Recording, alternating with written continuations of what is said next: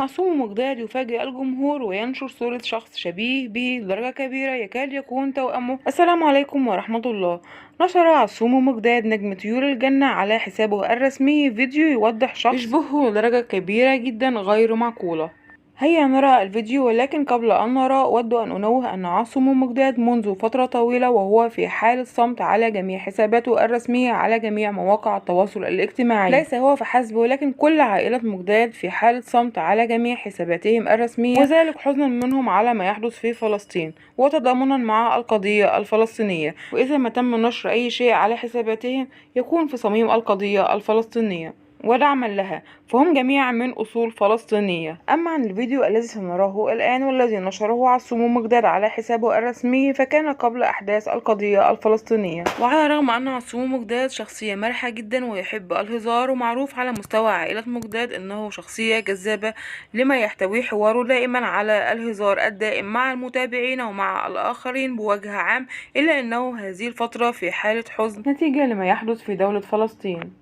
متابعينا، هيا بنا نرى شبيه عصوم مقداد والذي قام عصوم بنشره على حسابه الرسمي وقال انه لم يرى شبيه مثل ذلك له من قبل. هذا هو الفيديو الذي يوضح شبيه عصوم والذي نشره عصوم مقداد لشخص ما يشبهه لدرجة كبيرة جدا، لدرجة أدهشته وأدهشت المتابعين بشكل كبير جدا. فللحظة الأولى يتبادر لذهن المتابع بأن هذا عصوم مقداد وهذا أخيه الصغير سند. وعلق عصوم على الفيديو قائلا بأن هذا ليس أنا. الجمهور انهال بالتعليقات على عصومه وقالوا أن هذا الشخص يشبهه لدرجة كبيرة جدا، سبحان الله يخلق من الشبه 40. ولأن عصومي له قاعدة جماهيرية كبيرة جدا على مستوى الوطن العربي من المعجبين والمعجبات، هناك سؤال يتردد دائما على لسان الجمهور لمروة حماد والعصومي شخصيا.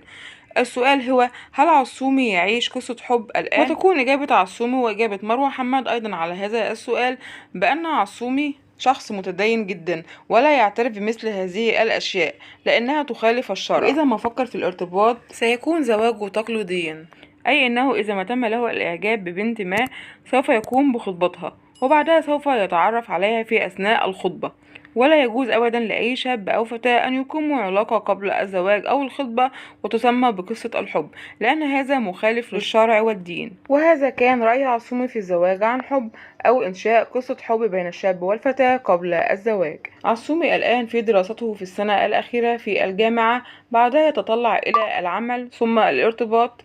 نتمنى لهم حياة موفقة.